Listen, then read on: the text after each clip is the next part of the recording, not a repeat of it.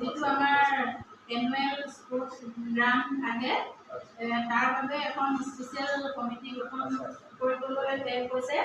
সেই কমিটিখনৰ নাম হৈছে স্কুল স্পৰ্টছ কমিটি। আৰু এই স্কুল স্পৰ্টছ কমিটিখনৰ কিছুমান কেনেকৈ মানে বনাব গাইডলাইন কিটা দি দিছে।